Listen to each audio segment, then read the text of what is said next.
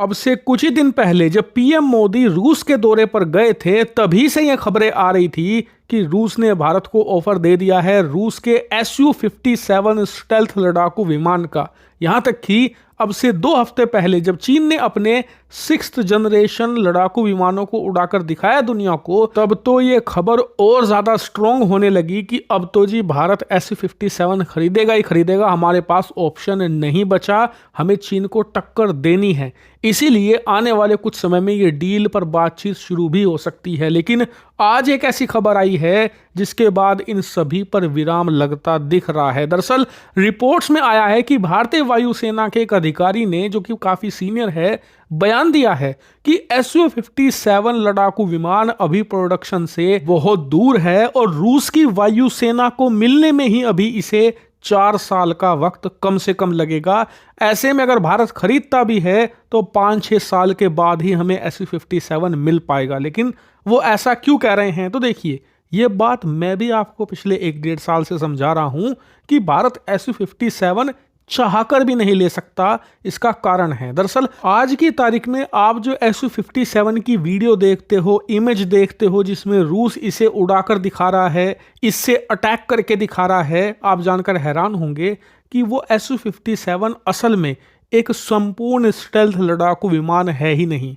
आप जानकर हैरान हुए होंगे बहुत ज़्यादा, लेकिन वो 100% स्टेल्थ नहीं है, वो एक सेमी स्टेल्थ लड़ाकू विमान है। और इसका कारण है उसका इंजन। उसमें जो इंजन लगा है वो एक इतना ओवरसाइज इंजन है कि उसके जो स्टेल्थ शेल है उसमें समा नहीं पाता, यानी कि इंजन के ऊपर स्टेल्थ कोटिंग आप ऐसा समझिए नहीं है, जिस वजह से वो एक्सपोज इंजन है।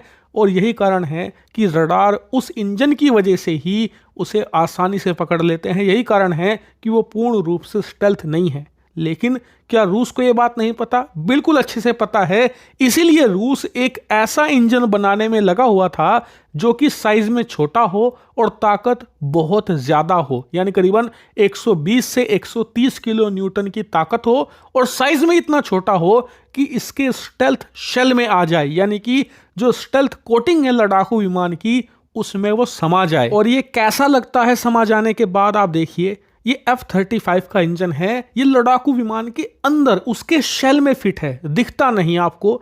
और दूसरी तरफ Su-57 का इंजन देखिए, पूरी तरीके से एक्सपोज है, बल्कि लड़ाकू विमान से भी काफी बाहर निकला पड़ा है। यही काम रूस करना चाहता है जो F-35 में अमेरिका ने किया है। इंजन को लड़ाकू विमान के अंदर फिट करना चाहता है जिससे कि वो एक्सपोज ना रहे और स्टेल्थनेस बनी रहे 100%। और इसीलिए रूस ने तैयार किया हाल ही में AL-51F इंजन। ये इंजन बहुत ही खास है क्योंकि ये साइज में छोटा है, ताकत इसकी बहुत ज्यादा है और ये Su-57 को एक संपूर्ण स्टेल्थ लड़ाकू विमान बना देगा। जैसे कि अमेरिका का F-22 है, F-35 है ना, एक पूरा स्टेल्थ लड़ाकू विमान, ठीक ऐसे ही ये इंजन Su-57 को भी एक संपूर्ण स्टेल्थ बना देगा।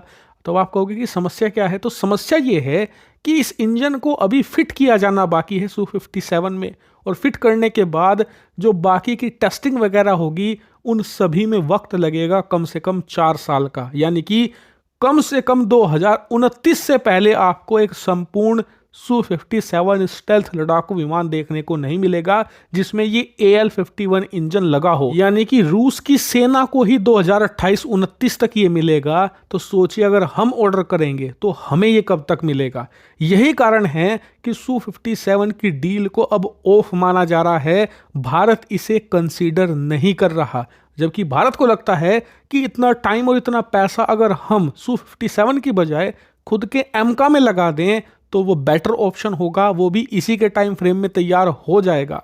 लेकिन अगर भारत को इमरजेंसी परचेज करनी पड़ती है तब भारत के पास Su-57 के बाद एक ही ऑप्शन बचता है, एकमात्र, उसके अलावा कोई कंपटीशन नहीं है और ना ही कोई चॉइस ऑप्शन है भारत के पास, वो है F-35। जी हाँ, चाहे आपको ये पसंद हो ना हो, लेकिन F-35 ही भारत के पास एकमात्र ऑप्शन है। लेकिन फिलहाल जो सोर्सेज बता रहे हैं, भारत इसे एक ही सिचुएशन में खरीदेगा जब पानी सर से ऊपर निकल जाए। और ये कब जाएगा सर से ऊपर? तो हमेशा। आपको पता ही है भारत का इतिहास, जब तक हमारी पूंछ में आग नहीं लगेगी, दुश्मन सर पर बंदूक लेकर खड़ा नहीं हो जाएगा, तब तक हम कुछ करने को तैयार नहीं होंगे। आप देखना, जब तक कि चीन एक और एक्शन नहीं करता भारत की बॉर्डर पर, ना तो एमका को फंडिंग मिलेगी, ना ही एमका को सपोर्ट मिलेगा, और ना ही हम F-35 खरीदने के बारे में कुछ सोचेंगे। और फिर उस स्थिति में सबसे ज्यादा नुकसान पता है क्या होता है? पैसे का।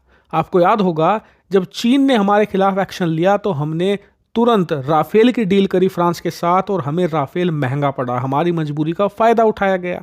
लेकिन F-35 के केस में ये और ज्यादा होगा, क्योंकि एक तो वो पहले ही बहुत महंगा है, और फिर अमेरिका भी मजबूरी का फायदा उठाएगा, जैसे कि फ्रांस या रूस उठाते आए हैं, और हमें यही F-35 कहीं ज्यादा कीमत पर लेना पड़ जाएगा।